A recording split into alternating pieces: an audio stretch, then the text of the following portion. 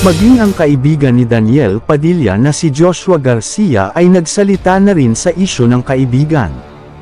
May mga bagay talagang di natin kailangan na malaman, ngunit para kay Joshua ay parte na ito pag ikaw ay pumasok na sa relasyon.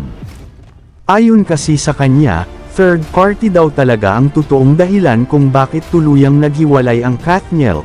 Nagsimula raw ito dahil na din na si Daniel ay mahilig talaga sa mga barkada at bumalagala sa mga party-party, at ito daw talaga ang totoong dahilan ng kanilang hiwalayan. Dahil sa pagkahilig ni Daniel sa ganitong mga occasion ay isa na nga din ito sa mga rason ng di nila pagkakaintindihan ng actress at ganitong ugali ni Daniel na mahilig makisalamuha sa mga party-party at syempre lapitin din ito ng mga babae.